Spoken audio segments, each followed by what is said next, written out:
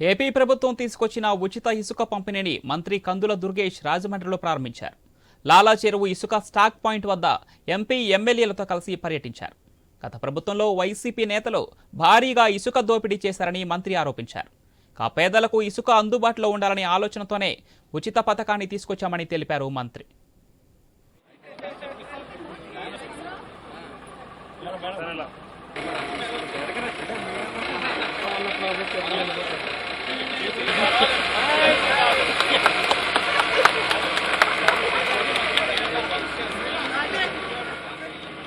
చంద్రబాబు నాయుడు గారు, ముఖ్యమంత్రి గారు, ఉప ముఖ్యమంత్రి పవన్ కళ్యాణ్ గారు చెప్పిన హామీ మేరకు ఉచిత ఇసుకను వినియోగదారులకు అందించేటువంటి కార్యక్రమాన్ని మన రాజమహేంద్రవరంలో మన ఎంపీ గారు పురంధేశ్వరి గారు, స్థానిక శాసనసభ్యులు వాసు గారు, కలెక్టర్ గారి సమక్షంలో ప్రారంభించడం ఇదొక శుభ పరిణామం.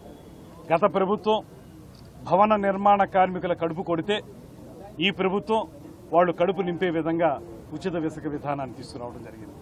అదేవిధంగా గత ప్రభుత్వంలో వినియోగదారుడు ఎవరైనా సరే ఇల్లు కట్టుకోవాలంటే ప్రతిమాన్ని రేట్లు ఎలా ఉన్నప్పటికీ కూడా ఇసుక ప్రీమియం అయిపోవటం వల్ల ఏ రకంగానూ కూడా గృహ నిర్మాణం జరగనటువంటి సందర్భాలను మనం చూసాం. సామాన్యుడు ఇల్లు కట్టుకోవాలంటే కూడా ఇబ్బంది కలిగేటువంటి పరిస్థితిని ఆనాడు చూసాం. చంద్రబాబు నాయుడు గారు, ముఖ్యమంత్రి గారు, ఉప ముఖ్యమంత్రి పవన్ కళ్యాణ్ గారు చెప్పిన హామీ మేరకు ఉచిత ఇసుకను సంతోషించేటువంటి దినం.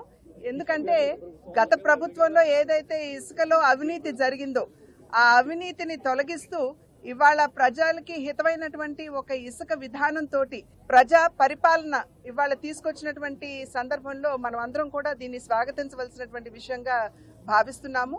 ఇందాక మీ అందరి ముందు చెప్పినటువంటి విషయాలు, మరి ఇసుక ముసుగులో ఏ విధంగా అవినీతి జరిగింది, మరి సహజ వనరులు ఏ విధంగా దోపిడీకి గురయ్యాయి అనేటువంటి విషయం మనందరికీ తెలుసు.